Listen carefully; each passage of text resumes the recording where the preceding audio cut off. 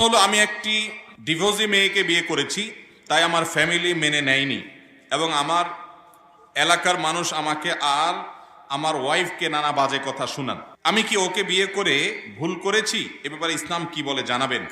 খুবই দরকারি একটা প্রশ্ন ভাই। কেন দরকারি প্রশ্ন আমি বলি। অনেক মুসলমান আছেন আমাদের সমাজে, তিনি নামাজ কালাম পড়েন হয়তোবা, অথবা তিনি নিজেকে মুসলমান দাবি করেন, কিন্তু এইরকম কিছু দুশ্চরিত্র তার মধ্যে আছে। একজন যুবক কোন ডিভোর্সি নারীকে বা কোনো বিধবা মেয়েকে যদি বিয়ে করেন, তিনি কি ভালো কাজ করেছেন না খারাপ কাজ করেছেন? কিরকম ভালো কাজ আপনি জানেন? একজন নারী তিনি তালাকপ্রাপ্তা হয়ে বাপের বাড়িতে ফিরে এসেছেন। আমাদের সমাজের বেশিরভাগ মানুষ এ ধরনের মেয়েদেরকে দেখলে ফিস ফিস করে। মনে করা হয় যে এই ভদ্র মহিলা বাপের বাড়ি থেকে তালাকপ্রাপ্তা হয়ে এসেছেন, নিশ্চয়ই তার সমস্যা আছে, না হলে সে তালাক খেল কেন। এরকম মন্তব্য আমাদের মধ্যে করার প্রবণতা আছে না নাই? হ্যাঁ আমার, শুধুমাত্র মেয়ের দোষেই তালাক হয় নাকি ছেলেদের দোষেও তার সাথে থাকার অনুপযুক্ত পরিবেশের কারণে তালাক হয়? হয় কি হয় না? শুধু মেয়েদের দোষেই তালাক হয়, ছেলেদের দোষে তালাক হয় না।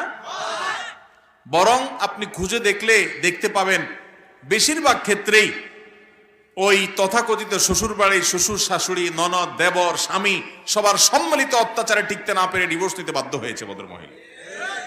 তাহলে একজন মাজলুম, এমনিতে তার মনটা ভাঙা, এরপরে যদি সমাজের মানুষ তাকে কটু কথা বলে, তালাকপ্রাপ্তা বলে, তার বাপকে তার মাকে পরিবারের লোককে মুখকে ছোট হতে করে দেয়, তাদেরকে তাচ্ছিল্য করে কথা বলে, হেয় করে কথা বলে, বাজে কথা বলে, ওই মেয়েকে যদি বাজে কথা বলে, তাহলে একজন মাজলুম অত্যাচারিত মানুষ যদি তিনি হয়ে থাকেন আর আপনি যদি কটু কথা বলেন, তাহলে এই মাজলুমের যে আহাজারি সে হয়তো মুখে বলতে পারবে না, অন্তরে যে ব্যথা আছে, আল্লাহর কসম করে বলছি জাহান্নামে যাওয়ার জন্য আপনার আর বেশি কিছু লাগবে না। আমাদের সমাজে অনেক ভালো কাজ করলে সমাজের মানুষের সবচেয়ে বড় বাধা হয়ে দাঁড়ায়, আবার খারাপ কাজ করলে দেখবেন তেমন কেউ বাধা দেয় না। একজন ভদ্র মহিলা, তার স্বামী মারা গেছেন, তার 2টা বা 4টা বাচ্চা আছে। এই বয়সে তিনি যদি অন্যত্র বিয়ে বসেন, কাজটা কি ভালো না খারাপ? কিভাবে ভালো? যে তার এখন এবং পরবর্তীতে একজন পুরুষ গার্ডিয়ানের দরকার হয়। বাবার বাড়িতে কতদিন আর নিজে একা একা সংগ্রাম করে চলা। সেকুলার সমাজ ব্যবস্থায় বলে যে না, একা একা চলুক, দুনিয়া জয় করতে হবে, হান করতে হবে, তান করতে হবে। ভাইরে, যারা ভুক্তভোগী তারা জানে যে এই সমস্ত বস্তা পচা সস্তা স্লোগান এবং এই সমস্ত বস্তা পচা সস্তা নীতিকথা, যেগুলো তথাকথিত নীতিকথা যেগুলো শোনানো হয়, এগুলো কখনো বাস্তব না, এগুলো অবাস্তব। আল্লাহ তাআলা নারী পুরুষকে যে সৃষ্টি করেছেন, নারী পুরুষের দৈহিক কাঠামোর দিকে তাকালে আপনি বুঝতে পারবেন যে এখানে একজনকে অন্যজনের পরিপূরক রেখেছেন। এখানে পৃথক থেকে তথাকথিত স্বাধীনতার নামে আলাদা থেকে জীবনযাপন করা এটা কখনো সুখকর হয়। অতএব একজন নারী, তার জীবনে একজন সঙ্গীত দরকার আছে। তিনি যদি তার ছেলে মেয়েকে নিয়ে অন্যত্র বিয়ে বসেন, তার স্বামী মারা গেছে কিংবা ডিভোর্স হয়ে গেছে, তিনি ভালো কাজ করেছেন।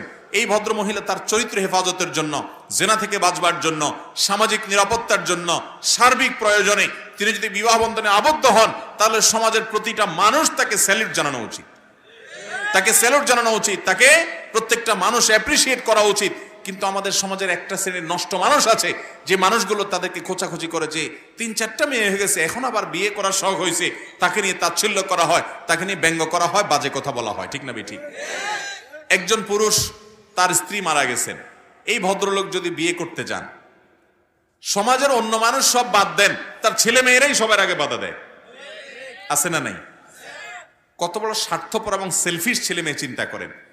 আপনার বাবা বয়স 50, 55, 60, 65 যাই হয়েছে, এই বয়সে তার বরং সঙ্গী বা সঙ্গিনীর প্রয়োজন আরো বেশি, কারণ মনের কথাগুলো বলার জন্য একটা লোকের দরকার হয়। সময় কাটে না, ছেলেরা তাদের সংসার নিয়ে ব্যস্ত, মেয়েরা তাদের সংসার নিয়ে ব্যস্ত। এই টাইমে ভদ্রলোকের জীবনে একজন সঙ্গিনীর প্রয়োজন হয়। তার এমন কিছু খেদমত হয় যেগুলো একান্ত সঙ্গিনী ছাড়া কারোর দ্বারা হয় না।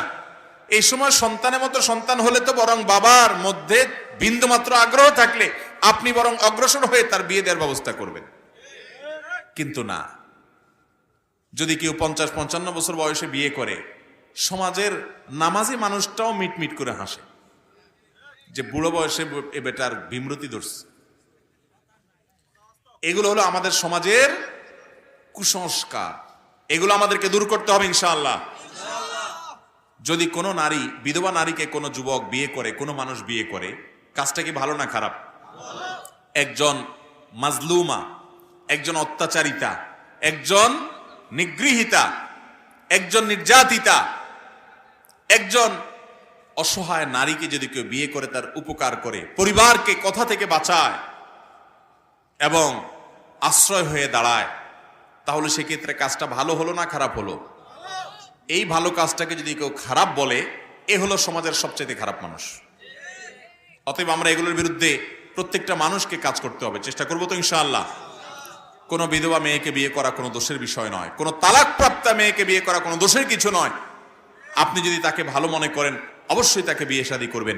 এবং একইভাবে কোনো পুরুষ তিনি তার স্ত্রী মারা যাওয়ার পরে অন্য কোনো নারীকে বিয়ে করলে, কোনো নারী তার স্বামী মারা যাওয়ার পরে বা তালাকপ্রাপ্ত হওয়ার পরে, এমনকি 2-4টা সন্তানও থাকে যদি, তারপর তিনি যদি অন্যত্র বিয়ে করেন, সেটা কখনো মন্দ না, সেটা অবশ্যই ভালো। আপনি সাহাবীদের জীবনে যদি দেখেন, নবী করিম সাল্লাল্লাহু আলাইহি ওয়াসাল্লামের সাহাবীরা যারা গোটা পৃথিবীর নেতৃত্বের আসনে চলে গেছেন মাত্র কয়েক বছরের ব্যবধানে, সেই মহামনীষীরা, ইসলামের ইতিহাসের সোনালী যুগের শ্রেষ্ঠ মানুষেরা, কোরআন যাদের প্রশংসা করেছে, তাদের জীবনে ঘাটেন, দেখবেন বেশিরভাগ সাহাবীদের জীবনীতে দেখবেন হয় তালাকপ্রাপ্তা বিয়ে করেছেন বা বিধবা বিয়ে করেছেন। স্বয়ং আমাদের নবী করিম সাল্লাল্লাহু আলাইহি ওয়াসাল্লামের জীবনে যদি আপনি দেখেন, আয়েশা রাদিয়াল্লাহু তাআলা আনহা ছাড়া বাকি তার যে জীবন সহধর্মিণীরা ছিলেন, কেউ হয়তো আগের সংসারে তার স্বামী দুনিয়া থেকে চলে গেছেন, মারা গেছেন, বিধবা হয়ে গেছেন, তাকে তিনি বিয়ে করেছেন। এই ধরনের তার বিয়েগুলো দেখবেন বেশিরভাগ ক্ষেত্রে। অতএব আমাদের কোন যুবকরা যদি সেই কাজ করে, তাহলে তো সাহাবীদের সুন্নতের উপর আমল করলো, নবী সাল্লাল্লাহু আলাইহি ওয়াসাল্লামের সুন্নতের উপর আমল করলো। এটাকে যদি ব্যঙ্গ করা হয়, তাচ্ছিল্য করা হয়, হেয় করা হয়, সমালোচনা করা হয়, তাহলে সমাজ থেকে কখনো ভালো মানুষ তৈরি হয় না, খারাপ মানুষই তৈরি হবে। অতএব ভালোকে ভালো বলার মানসিকতা রাখবো তো আমরা ইনশাআল্লাহ। এই ধরনের যুবকদেরকে আর আমরা সৎসাহস দেব যে হ্যাঁ, তুমি সৎসাহস এর কাজ করেছো, তাকে আমরা প্রেরণা দেব। আল্লাহ তাআলা আমাদের সবার রুচিগুলোকে উন্নত এবং ভালো রুচিতে পরিণত করার তৌফিক দান করুন। অনেক সময় আমরা এই মন্দ কাজগুলো করি যে আমাদের হিতাহিত জ্ঞানটাও থাকে না, সেন্সও কাজ করে না, ঠিক না ভাই? ঠিক। দেখবেন যে অনেক মানুষ এই ধরনের অন্যায় কাজ করছে, তার কোনো সেন্সও কাজ করছে না। দাঁড়িয়েলা মানুষ নামাজ পড়ছে, কিন্তু এই ধরনের বিষয়গুলো নিয়ে হাসাহাসি করছে, এগুলো বদামল, এগুলো গুনাহ। অতএব কোনো ভালো কাজকে যদি আপনি মন্দ বলেন, গুনাহ হবে। আল্লাহ আমাদেরকে সতর্ক হওয়ার তৌফিক দান করুন।